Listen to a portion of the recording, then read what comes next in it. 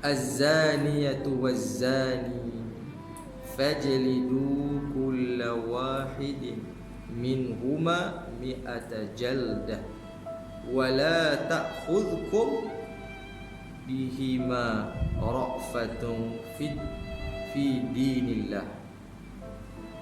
Az-zaniyah penzina wanita, wazani penzina laki-laki, fajlidu maka deralah, hukumlah, pukullah, jiliklah, katoklah kulla wahidin minhuma, kedua-duanya ni mi'ata jaldah, dengan 100 kali ketuk, 100 kali pukul, 100 kali rotan, 100 kali jilid ni buat dia tu. Bila sebut 100 kali ni, dia terkhusus kepada orang yang belum berkahwin. Namun yang telah berkahwin disuruh rejam sampai mati. Bila sebut hukum rejam sampai mati, mari saya tutup mufti. Lama dah lah itu, dulu kita baca kitab ni. Mereka bertengkar lah, kata ni semua ni budaya Yahudi.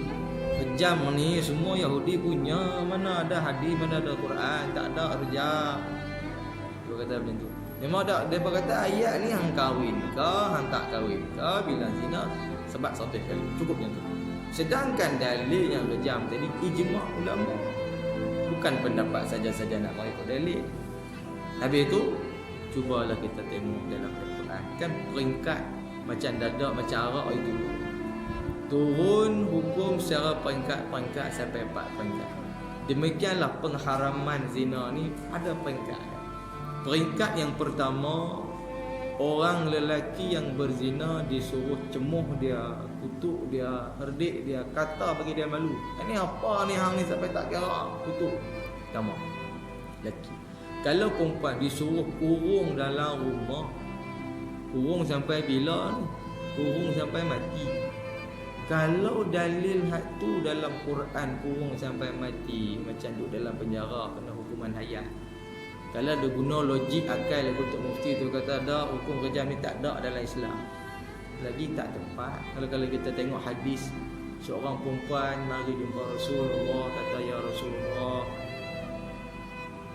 aku zina ni anak dalam perut ni, anak kandungan, anak haram, anak zina. Nabi kalih, Nabi tak mau peduli. Dia mari pula arah depan, habaq benda yang sama, Nabi kalih. Dia mari lagi tanya Nabi, desak Nabi. Nabi kata balik dulu, hang beranak dulu, bagi selesai semua. Nabi cakap lagu tu. Dia mari pula lepas dia melahirkan, dia kata ya Rasulullah, aku tak senang hidup ni, aku tahu aku buat dosa, aku zina, aku nak kena hukum, aku kena hukum. Bila jadi peristiwa macam ni, Nabi beritahu pada dalam hadis Nabi maklum kat dia, lain kali kalau hang buat salah, jangan cerita ke orang. Sebab itulah konsep kita guna cara budaya barat. Konon-konon kaunselor, konon-konon kaunseling ni dia bagus. Kita pergi cerita masalah, dia boleh selesai masalah kita. Ngarut dia tu. Tok guru pun tak suruh mu cerita masalah mu, kata jangan. Dan saya pun tak mau dengar masalah tuan-tuan. Cuma tanya nak buat kaedah, nak selesai lagu mana, tanyalah. Duk cerita masalah, duk buka aib kita kat orang, agama tak suruh begitu. Bila agama tak suruh, kita jangan buat. Jadi konsep konseling ni apa? Konsep konseling ni kita cerita kesalahan kita, lagu mana kesalahan orang Kristian pergi jumpa paderi, cerita bagi duit, dosa hang diampun. Kita bukan lagu tu. Kita tak mau konsep lagu tu. Jadi jangan kita macam mana, kita guna konsep Islam. Jadi Nabi SAW kata jangan hang salah, jangan. Melainkan kalau hang curi, kembalikan hak orang yang hang curi tu, ganti balik setimpal, bagi lebih lagi bagus. Kalau salah tu ada kait dengan manusia. Kalau kita bincang, jangan kita lagi satu bincang tentang tasawuf, syarat-syarat taubat ni betul ada 3. Nah, tapi bila mari kesalahan dan kesilapan, saya ingat saya sebut tuan-tuan. Masa duduk di sana, sahabat dia masa tu Syekh Busaid, dia sebut tentang syarat taubat tu ada 3. Betul, saya maklum malah kat sahabat saya kata ada 4. Nah, lepas pada tu barulah pertahankan. Mula sahabat saya kata tak lah, Tok Syekh kata ada 3, siapa yang kata ada 4? Tak, yang keempat ni maksud dia apa? Bila kita ada hutang dengan orang, salahan dengan orang, kita ada kefarduan yang kita kena qada, kita kena bayar balik kat Tuhan, kat manusia, kena selesai. Tak selesai yang tu, tak selesai taubat. Yang tu kalau kita salah. Sebab itulah bila sebut orang yang berzina ni salah dia lagu mana, tiba mari dia nak kahwin dengan lelaki dia. Dia pernah berzina. Perlukah dia nak cerita pada lelaki dia? Yang lelaki perlukah cerita pada bini? Kalau mereka nak tahu sangat, tahu sebelum kahwin, bukan tahu selepas kahwin. Dan bila dah kahwin, tak suruh cerita. Cerita tu tak selesai. Sebab dengan manusia, dengan qadi, dengan hakim pun tak mau dengar hang salah. Kalau hang tak kantoi, jangan lepi buka aib hang. Kalau hang kantoi tu buat lain. Aku akan buat kat hang, hukum akan kena. Tapi bila tak tahu, cari tuan, nampak jadam, najak, minta taubat, selesai. Cukup di situ. Makna kalau yang salah semestinya tak payah cerita. Oh, kalau cerita lagu mana? Bukan nak elok aku duk berantak lagi. Kena elok sebelum mula hang nikah tu. Kenal hati budi betul-betul. Tak wali pergi duk cek dia ni orang lagu mana, kawan dengan siapa, kerja apa, kelaku lagu mana. Cek sebelum kahwin, bukan selepas. Nah, kita tahu konsep tu. Jadi bila perempuan tadi dah dihukum, dah direjam. Sahabat baling batu. Bila sahabat baling batu, termercik batu tu kena kain seorang sahabat. Dan sahabat dia kata, ni orang dosa ni kena darah dia kena aku.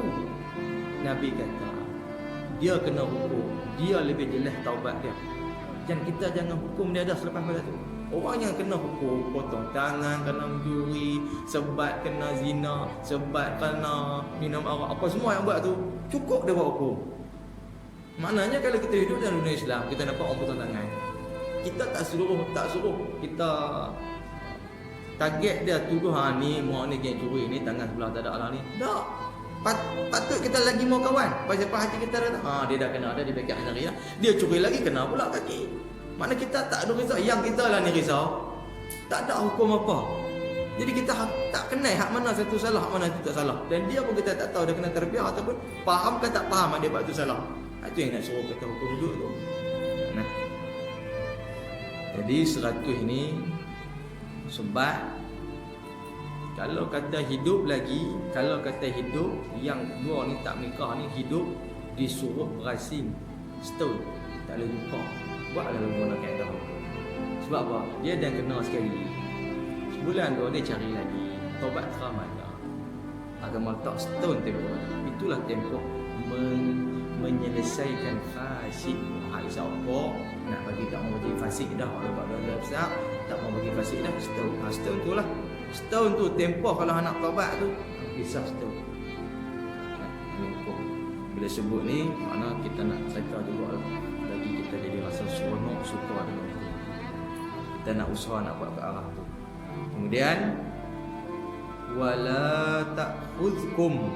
Wala ni lam dia kata jangan. Nahi bukan nafi, dia ada dua lam. Satu lam nafi, tidak, ni lam jangan. Suruh jangan. Ta'khudhukum bihima rafatun fi dinillah. Jangan kamu jadi kesian tak ada produktifan. Tak payah depa tak kesiankan diri depa dia sebut kata haram jangan buat juga apa. Nah, bermula perempuan yang berzina dan lelaki yang berzina itu pukul oleh kamu tiap-tiap satu daripada keduanya. Ni yang disuruh sangat ni kita jaga aurat. Bila sebut pukul ni, pukul nak suruh jaga aurat, perempuan jaga aurat, lelaki jaga aurat, jaga ke semua ni hidup ni. Hukum ikhtilat ni hubungan kita sama-sama ni kita jagalah. Nak aja Nabi dengan macam mana tata kelakuan tu. Ni nak elak ni lah, nak elak daripada dicemuh dengan agama. Daripada keduanya 100 pukul, jangan kamu kasihani akan mereka itu, kerana bahawasanya Allah Ta'ala telah murkai atas keduanya. Dan jikalau tiada dipukul akan keduanya di dalam dunia ini, hampa duk kesian ke, keluarga apa ke, kurani apa ke, apa yang pasti niscaya dipukul keduanya di alam akhirat. Nak pukul hampa nak pukul siap-siap ke? Kan nak suruh malaikat aku pukul. Fikir tengoklah. Sebab itulah ada setengah-setengah sama Rasulullah, ada juga Yahudi minta dijalankan hukuman. Tak apa, kalau minta kita buat. Makna apa ni? Peti kata nak ubah diri. Keduanya di alam akhirat. Hukum nak sebat ni sama lagu mana hukum. Macam mana bentuk rotan ketika mana arak tu sukatan 2 jari jangan lebih besar, jangan lebih kecil daripada ranting yang halus, pukul pula semua badan, semua anggota, bukan katok tampuk saja, bagi kena semua, jangan kena 2 benda, muka dan tempat-tempat yang boleh bawa pada kematian. Dan masa nak pukul tu tengok dia tu, riang dia tu macam mana. Cuma yang ni 100, anu 40. Nescaya dipukul keduanya di alam akhirat dengan pukul daripada api neraka di hadapan sekalian makhluk di padang mahsyar. Jadi dalam firman Allah ni ayat yang sama sebelum masuk ayat yang bawah ni, Az-zaniyatu waz-zani fajlidu kulla wahidin minhuma mi'ata jaldah wa la ta'khudhukum bihima ra'fatun fi dinillah in kuntum tu'minuna billahi wal yawmil akhir. Ayat. Lepas tu baru sambung wal yashhad adabahuma ta'ifatun minal mu'minin. Apa selana tu'minuna billahi wal yawmil akhir? Maknanya orang yang mula kena yakin beriman pada Allah dan beriman pada akhirat, tahu apa mula, tahu apa penghujung. Hak orang lagu ni hendaklah disaksikan akan mereka keduanya, seksa keduanya itu oleh beberapa taifah, beberapa golongan daripada orang yang beriman buat depan orang. Hukum hudud bukan semua hukum suruh sebat, suruh buat depan orang. Bukan. Tak mesti kena tengok qadi, pemerintah kena tengok. Perlukah buat depan orang? Perlukah pancung depan orang? Kena tengok.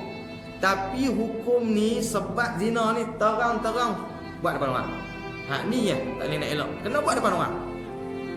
Yang lain kena bincang, oh nak pancung. Tak boleh ni, takut pancung saya. Bukan mesti kata pancung depan orang. Dah, yang tu dah. Itu hukum had. Dah.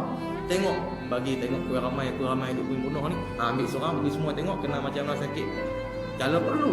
Tapi main dengan hukum zina ni tak saya kira perlu ke tak. Bagi semua orang lalu tengok. Semua orang lalu tengalung. Buat lagu tu. Nah, ni satu hukum yang Allah suruh semua buat, semua tengok. Dia ni dalam hidup kita ni, kita hanya ada 3 pilihan. 3 pilihan, 4 pilihan. Kita nak pilih yang mana? Pilihan kita yang pertama, jadi orang yang tak tahu kata Allah Ta'ala duk tengok maksiat yang kita buat. Jadi orang yang tak tahu kata Allah Ta'ala tengok apa maksiat yang kita buat. Yang ni nama dia fasik. Fasik, orang ni tak jahil, tak boleh masuk syurga, tempat dia neraka pasal dia tak cukup syarat, pasal dia hidup dalam keadaan tak kenal Tuhan. Satu, kita kah yang ni. Yang kedua, dia tak yakin kata Allah Ta'ala boleh tengok dia masa dia buat maksiat, sebab tu dia buat. Yang ni puak kapiak tak boleh masuk syurga, tempat dia dalam neraka. Dua. Puak yang ketiga, dia tahu kata Allah tengok dia masa dia buat maksiat, tapi dia nak buat juga. Nak buat lagu mana? Yang ni puak asi, munafik. Ni pun tak boleh masuk syurga, tempat dia dalam neraka. 3 ni kita duduk di mana? Kalau yang keempat, dia tahu Allah Ta'ala tengok dia dan dia tak akan buat benda yang salah, dia akan buat benda yang betul. Yang ni baru pergi syurga jumpa Tuhan. Kita duduk tahu mana? Kita tahu tak kata Allah Ta'ala duduk tengok kita? Tahu duduk buat apa yang salah. Maknanya kita duduk di nombor 3. Nombor 3 tak boleh masuk syurga, takkan dapat jumpa Tuhan. Sebab kita duduk wajak dengan Tuhan, kita biadab dengan Allah. Hang tahu Allah tengok, hang buat apa? Nak buat lagu mana nak buat juga? Jangan masuk syurga jumpa Tuhan. Tak layak, bukan beriman lagu tu. Tu'minuna billahi wal yawmil akhir. Beriman pada Allah dan hari akhirat. Kita ni duduk tamat. Yang kita takut tu, nak cakap tu. Allahu akbar. Nak suruh bagi malu sungguh orang-orang macam ni sebab apa? Kita